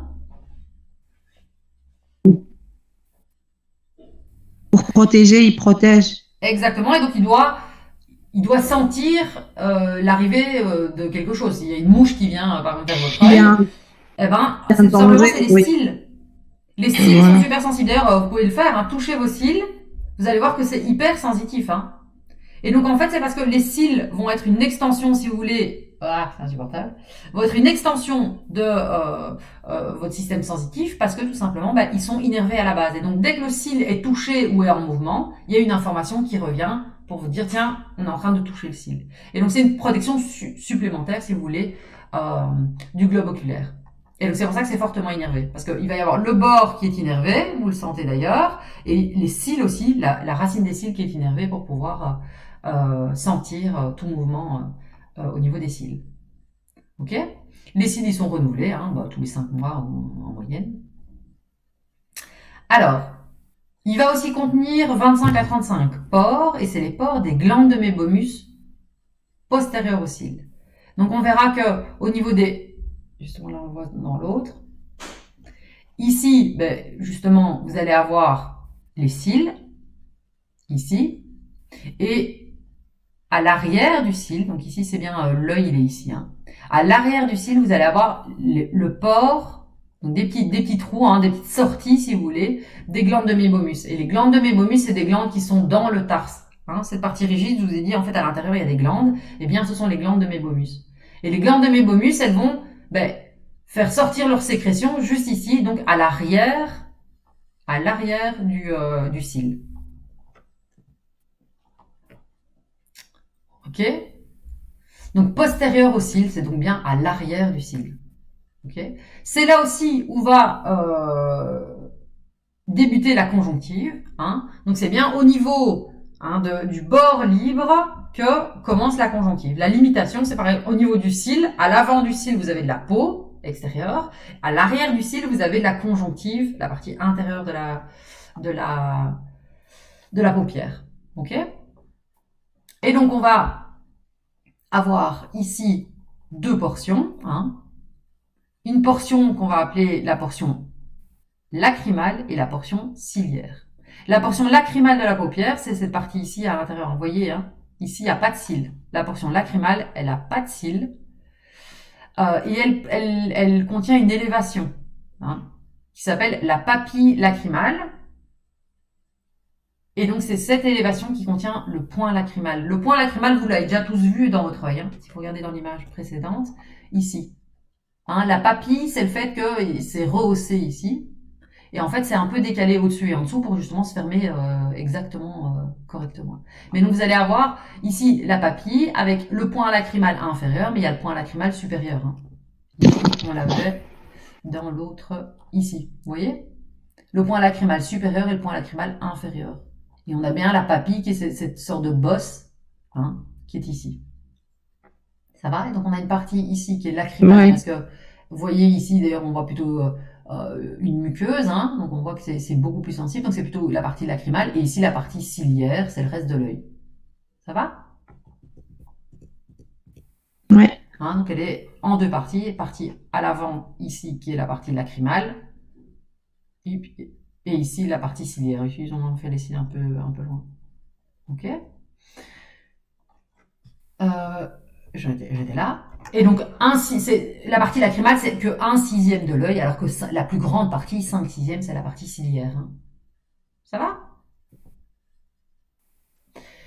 Au niveau du tarse, Hein, le tarse, donc cette partie qui est ici, hein, c'est bien du tissu conjonctif fibreux, élastique, dense. Donc c'est pas du cartilage, c'est du tissu conjonctif, mais il est assez dense. On avait vu dans les tissus conjonctifs les tendons, par exemple. Hein. Vous vous souvenez, on a vu les tendons, c'était principalement celui-là. On disait, c'est quand même quelque chose de rigide, hein, d'assez conséquent, mais ça reste du tissu conjonctif. Ça n'est pas du cartilage, donc c'est pas du cartilage comme vous avez ici ou là. Hein. Donc, c'est un tissu conjonctif fibreux, élastique, dense. C'est lui qui contient les glandes de mébomus que vous voyez ici, qui sont dessinées. Et donc, elle va être juste en avant de la conjonctive. Donc, en fait, si vous voulez, vous avez le tarse qui est là, et juste devant, vous avez la partie postérieure de la paupière, donc la partie intérieure. Hein, et on a dit, c'était bien recouvert par la conjonctive. Autant ici, c'est de la peau, ici, c'est la conjonctive qui recouvre la paupière. Et donc, elle est juste devant la conjonctive. Alors, elle double la face postérieure de la paupière. Et donc, c'est le truc, vous avez déjà tous fait gamin, là. Retournez vos paupières, là. Ce truc dégueulasse, là. Vous retournez vos paupières. Vous l'avez déjà tous fait.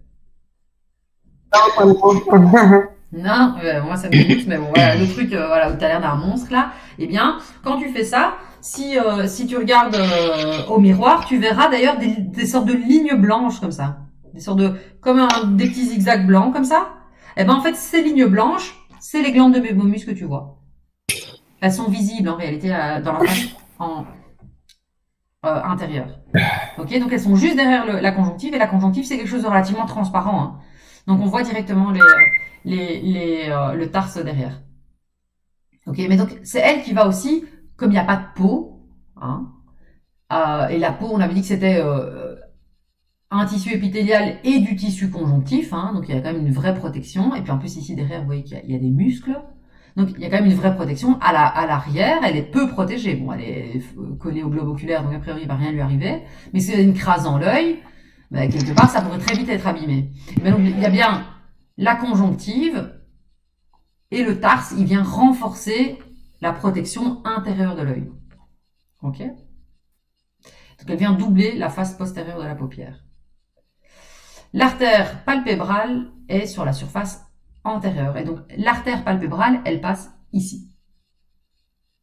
Ok, elle va passer au niveau ici. Où est-ce qu'elle est dessinée? Elle est plus ou moins là, quoi. Ça, c'est des vaisseaux sanguins. Ok, donc on va avoir l'artère palpébrale qui passe ici. Ce qui est dessiné ici dans ce schéma, ça et ça, ce sont les muscles, hein, en rouge. C'est pas les artères. Et donc, vous vous souvenez, j'avais parlé d'un muscle, le releveur de la paupière. Hein. C'est nouveau une coupe sagittale, hein, donc c'est de profil. Le releveur de la paupière qui vient dans la paupière pour être relevé. Et le muscle ici, de Muller, qui s'arrêtait et qui vient se fixer au niveau du tarse. Vous vous souvenez? Donc lui, il s'accroche au tarse. Et ces deux muscles-là, quand ils se contractent, ça fait relever la paupière. Et puis après, vous avez ces muscles-là, qui eux, ils ont une autre tête que ceux-là, tout simplement parce qu'ils sont coupés. Comme c'est une coupe sagittale, eh bien, dans un cas, vous avez coupé les muscles, le releveur de la paupière, vous l'avez coupé dans sa longueur, alors que le muscle orbiculaire, comme il est circulaire, si vous coupez comme ça, vous l'avez coupé en deux, quoi. Ok? Vous l'avez coupé dans sa partie de manière verticale, quoi. Non plus dans sa longueur. Et donc, c'est pour ça qu'on les voit comme ça. Mais donc, ça et ça, ce sont des muscles. Ça, ce sont des muscles qui sortent de l'écran, si vous voulez. L'orbiculaire, c'est comme s'il sortait de l'écran et qu'on l'avait coupé. Et ceux-là, ils sont dans le même sens que l'écran et donc il est juste coupé en deux. Ça va? Donc ça, c'est les releveurs avec Muller et le releveur de la paupière. Et tout ça, ce sont les orbiculaires. Avec évidemment, quand on se rapproche ici, hein, au niveau du bord, c'est ce que je vous avais dit, eh bien, c'est le muscle de Riolan. Et le muscle de Riolan, il passe ici, vraiment au bord, hein, au bord libre, et il permet l'adhésion de l'adhérence, si vous voulez, de la paupière au niveau du globe oculaire. Ça va? C'est clair pour tout le monde? Jusque-là? Ouais. Ça fait beaucoup de vocabulaire. C'est pas très compliqué, mais ça fait beaucoup de vocabulaire, quoi. Je vais juste voir. Ouais. On n'arrivera pas à tout faire aujourd'hui, mais... Et donc, ici, on va avoir les différents ligaments palpébraux et les septums. Donc c'est le septum, c'est ce que je vous ai dit. Hein. Le septum, c'était, on a vu hein, le muscle orbiculaire préceptal. Donc c'est devant le septum. Le septum, c'est bien ce qui garde ici la partie graisseuse à l'intérieur de l'orbite et qui ne la fait pas passer au niveau de la paupière. Et donc on va avoir les ligaments, premièrement, c'est ces deux ligaments-ci qu'on avait déjà vus, puisqu'on a vu qu'on allait avoir la première partie de l'orbiculaire, elle n'est pas vraiment accrochée au ligament, elle s'accroche directement ici au bord de la paupière, vous vous souvenez, la partie tarsale de l'orbiculaire. Mais on avait vu que les deux autres parties, donc préceptale et orbitaire, ou orbitale, elles s'accrochaient ici à un ligament. Vous vous souvenez? Regardez ici, si on regarde l'image. On est marre. Ici. Ça va, t'en peux plus, Iman? Tu vois plus? Non, ça n'a rien à voir. J'ai oublié que mon micro était allumé. En plus, je vous demande, vous voulez une pause? Vous voulez une pause? Non, tout le monde est motivé et Iman, elle en peut plus. Mais de toute façon, on s'arrête dans 10 minutes, Iman. Courage, même pas dans 10 minutes. C'est parce que j'ai pas l'image devant moi. T'as pas quoi?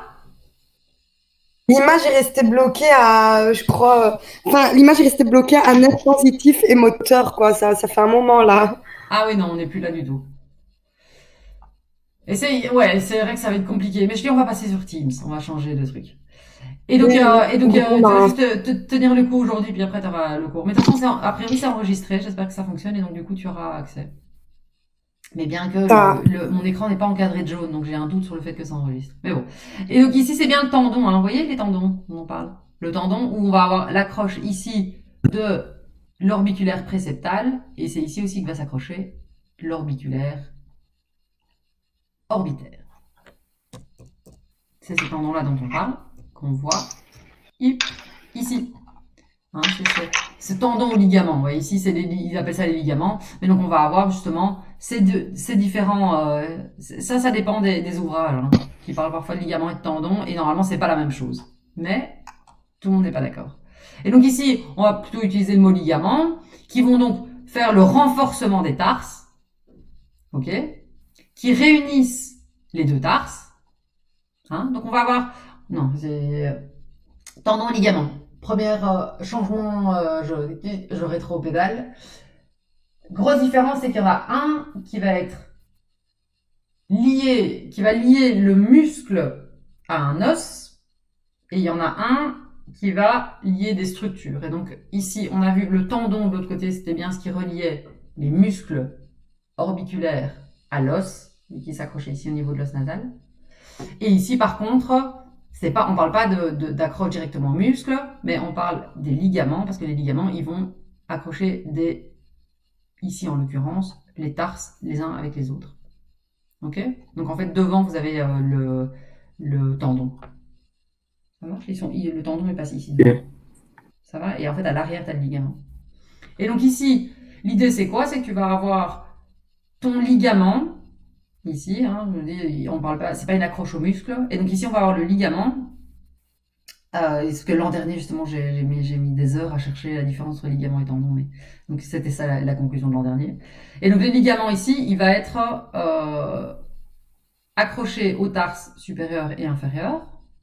Okay, on a le tarse en dessous aussi. Hein. Il y a supérieur et inférieur. Et ils sont liés les uns aux autres par ce ligament. Donc ils réunissent les tarses. Ils renforcent les tarses. Il se fixe à l'os cette fois-ci, mais donc c'est par un muscle. Et donc ici, au niveau externe, donc externe c'est bien là, hein, les parties externes c'est bien celle-là. Vous ne devez pas savoir ça, ça va être trop compliqué. Et ça vous ne devez pas savoir, ok. Ça je vous demande pas savoir où est-ce qu'ils se fixent. Vous devez juste savoir qu'ils sont là, mais je vous demande pas de savoir où est-ce qu'ils se fixent. Et alors au niveau du septum, par contre, ça c'est important. Le septum, c'est un voile fibreux, ce que je vous disais, donc c'est une sorte de couche de voile fibreux hein, qui maintient en place le contenu orbitaire. Il est fixé à l'orbite et au tarse ou au ligament. Okay, donc c'est bien celui qui va permettre ici de garder la partie graisseuse dans l'orbite et pas de la faire descendre dans la paupière. Okay. Ici, vous avez donc une coupe transversale hein, une vue de face ici et une coupe transversale. Ah oui, alors je vous avais dit que je vous expliquerai pourquoi est-ce qu'elle est divisée en deux. Hein. Et donc vous voyez bien que ici on vous met en dessous ce fameux muscle de Muller qui vient s'accrocher au tarse, et par-dessus c'est l'élévateur, le muscle élévateur de la paupière, hein, qui lui va jusqu'ici en réalité. Ils l'ont pas dessiné sinon on voit plus rien, mais il va s'accrocher ici. Mais l'élévateur de la paupière, si vous regardez, il coupe ici la glande lacrymale en deux. Il va couper ma glande lacrymale en deux avec une partie au-dessus de l'élévateur de la paupière et une partie entre l'élévateur et le muscle de Muller. Ok, donc c'est pour ça qu'il y a deux parties à ma glande. C'est tout simplement parce que l'élévateur de la paupière vient la couper en deux, quoi. Et donc elle est, si vous voulez, elle est comme ça, quoi. Et donc il y a une partie supérieure qui est importante et une partie inférieure qui est beaucoup plus petite et qui est coincée entre l'élévateur de la paupière et le muscle de Muller. Et donc justement, si on regarde les muscles ici avec une coupe sagittale, et bien vous allez avoir donc ces muscles orbiculaires, hein, qu'on a déjà vu qui sortent de l'écran, et ici l'élévateur de la paupière, et ici le muscle de Muller. Ok? Et ici vous avez l'os frontal, la partie graisseuse, qui normalement elle est retenue par le septum, justement, cette partie graisseuse, pour ne pas qu'elle descende ici dans la paupière. Ah ben d'ailleurs il est là, le septum il est là. Ok, c'est ce septum qui retient. Alors ici, c'est pas trop visible, mais donc c'est ce septum ici qui va retenir la graisse ici et qui va empêcher cette graisse-là, si vous voulez, de descendre ici dans la paupière. Ok, donc c'est une membrane ici fibreuse qui va maintenir ça là. Et donc ce septum, il est bien accroché à l'os et au tarse. Et donc elle maintient toute la graisse ici, à l'arrière, si vous voulez, de la paupière. Et ça évite qu'elle descende dans la paupière. Si elle descend, cette graisse-là, dans la paupière, ça donne ici quelque chose de droit, et c'est ça qui donne l'œil bridé, quoi. Il n'y a pas ce repli qu'on a... Il n'y a pas d'asiatique chez nous, non. Donc, il n'y a pas ce repli qu'ici, nous, on a tous, en tout cas, jusqu'ici. Muscle. On a le releveur, qui permet l'ouverture, ok. Son insertion, ici, il va jusqu'au fond de l'orbite, ok. Donc, il est fixé au même endroit que les autres muscles qu'on a vus avant. Ici. Hein. Vous voyez, on avait la fixation au fond de l'orbite. Eh ben, le releveur de la paupière, il est fixé lui aussi au fond de l'orbite. Contact étroit avec l'origine des muscles moteurs, hein, donc c'est ce que je vous ai dit, effectivement. Hein, si on voit le schéma qu'on a vu juste avant, eh ben, ils ont la même source, ils ont plus ou moins la même racine, c'est de là, ils partent tous du même endroit. Il s'élargit vers l'avant, donc c'est-à-dire qu'à l'arrière de l'œil, il est relativement petit, et puis il va s'élargir vers l'avant pour prendre tout le bord libre. Ok. Paroi supérieure de l'orbite est au-dessus et le muscle droit supérieur est en dessous. Donc on a la paroi supérieure ici et le muscle droit supérieur qui est en dessous. Et alors ça veut dire qu'en dessous, quand il part de l'arrière de l'orbite, eh ben, en dessous on a le muscle droit. Donc le muscle droit c'est celui qui vient s'accrocher au-dessus de l'orbite. Hein. Donc on va avoir le muscle, c'est celui-là. En gros ce qu'on essaie de vous dire c'est que ici, le muscle droit supérieur c'est celui-ci. On est d'accord? Eh ben, le releveur de la paupière, il passe juste au-dessus de celui-là. Et il vient s'accrocher ici à la paupière qui serait ici, quoi. Ok? Donc, il va juste passer par-dessus. Ils sont très proches l'un de l'autre.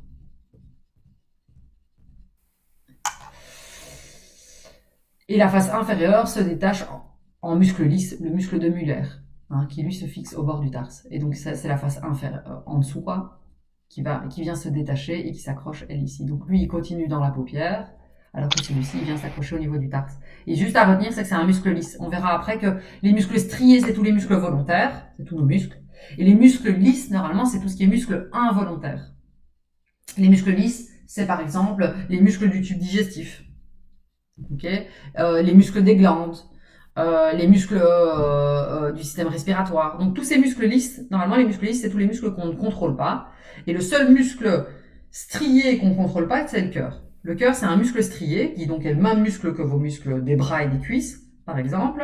Mais celui-là, c'est le seul qu'on ne contrôle pas. Sinon, tous les autres muscles striés, on peut les contrôler. Ok?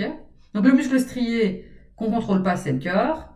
Et normalement, les muscles lisses, c'est tout ce qui est viscère, à l'exception ici du muscle de Muller, qui est lui aussi un muscle lisse. Alors que pourtant, c'est un muscle normalement qu'on contrôle nous-mêmes, mais ici, c'est un muscle lisse. Ça va? Donc, ça, c'est un muscle strié. Et ici, le muscle de Muller, c'est un muscle lisse. On va terminer sur les muscles. Ouais. L'orbiculaire, je vous ai dit, lui, il a plutôt un rôle de fermeture, ça on l'a déjà vu.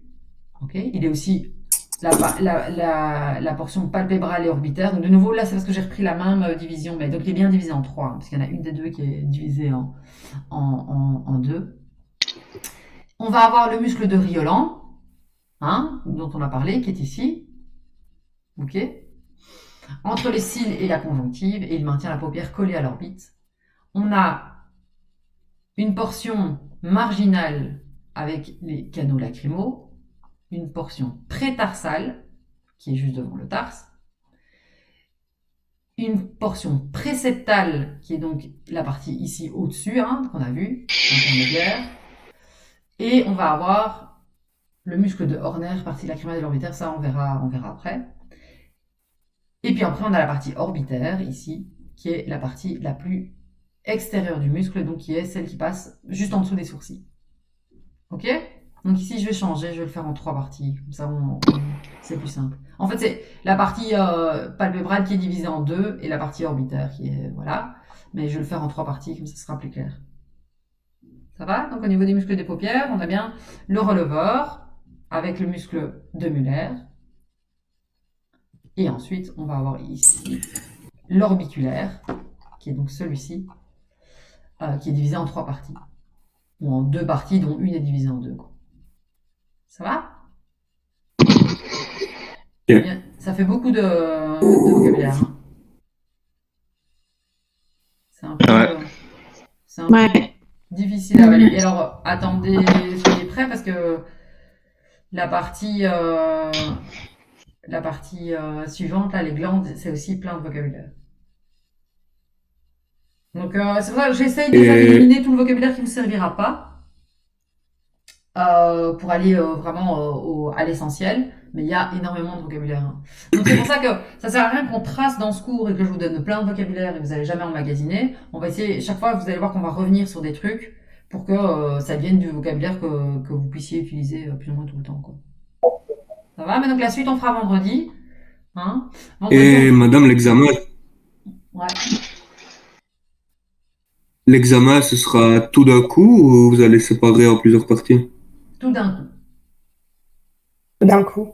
Ouais. Hein. Vous avez toute la matière en une fois. Vous allez voir, hein, à force Mais de c'est quand la contrôler- fin de la matière de bio? Pardon? Parce qu'on n'a pas l'horaire en courant. On nous donne l'horaire par quelques semaines, en fait. Du coup, Ok. on ne sait pas savoir, en fait, quand ça approche la fin du cours. Alors attends, hein, je vais retourner dans Smart School. Attends, je dois faire arrêter le partage. C'est mon PowerPoint, c'est fermé? Ouais, normalement c'est bon. C'est ça, hein? C'est bon, vous me voyez d'eau? Ouais. Attention, je vois pas. Ah, et Rima, elle parlait toute seule? J'avais pas vu les messages, pardon. Attends, hein, je vais regarder le fichier Excel que j'ai moi. Comme ça, je te réponds direct. Attends. 2020-2021. Oh, ah non, ensuite j'ai pas oublié, donc je pourrais le bon truc.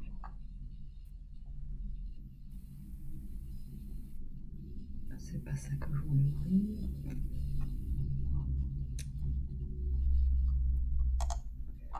Horaire, attends.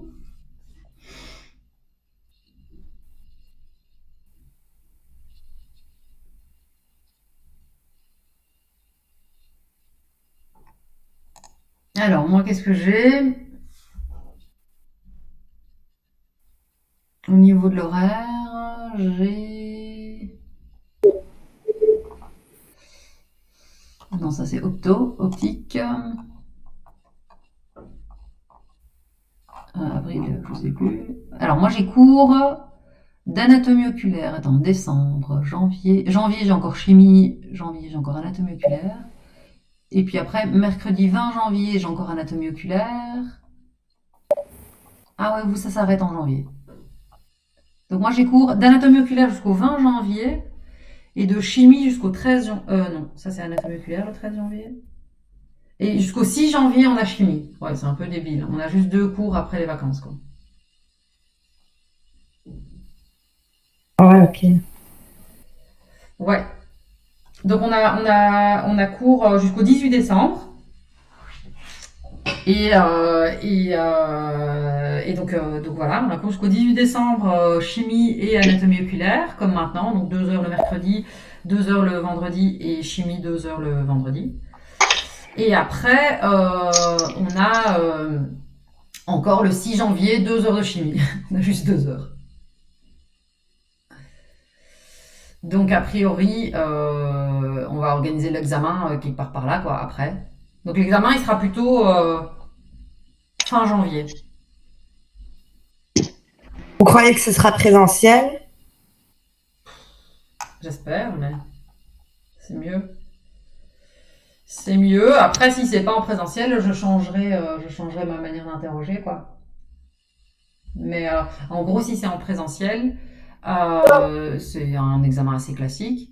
Si c'est pas en présentiel, à ce moment-là, c'est plutôt un examen, j'ai envie de dire, de réflexion, quoi. C'est plus alors à ce moment-là un examen de réflexion avec où vous devez réussir parce que je peux pas vérifier si vous avez vos notes ouvertes ou pas. Donc à ce moment-là, c'est plus est-ce que vous arrivez à vous y retrouver, à utiliser le vocabulaire de manière correcte, des trucs comme ça. Alors à ce moment-là, j'ai envie de dire les questions sont plus compliquées. C'est pas de la restitution, c'est vraiment des questions de réflexion. Vous devez savoir comparer des choses et être sûr que vous avez bien compris. Alors que si c'est à cahier fermé, donc en présentiel. Là, c'est plus, y a une partie restitution et une partie plus compréhension. Mais la restitution n'a aucun sens si c'est à livre ouvert. Si vous êtes chez vous, ça sera à livre ouvert. Et à livre ouvert, ça n'a aucun intérêt de faire de la restitution. C'est clair? Ouais. Cool. Ouais. Donc on va s'arrêter là, parce que moi j'ai couru avec les autres là maintenant. On se voit vendredi à 8h30, même chose. Envoyez-moi par contre votre adresse, envoyez-moi tous votre adresse mail privée. On va se donner rendez-vous sur Teams, ça va être plus simple. Je vais essayer de vous faire une invitation Teams. Comme ça, on est sûr que tout le monde là, et comme ça, j'avais pas besoin de 2 programmes pour un programme qui enregistre et un programme qui diffuse, ce qui est un peu compliqué. Ça va? Donc je vais voir si la vidéo a fonctionné. Ok. Je vais arrêter l'enregistrement maintenant et si ça a fonctionné, je vous le poste.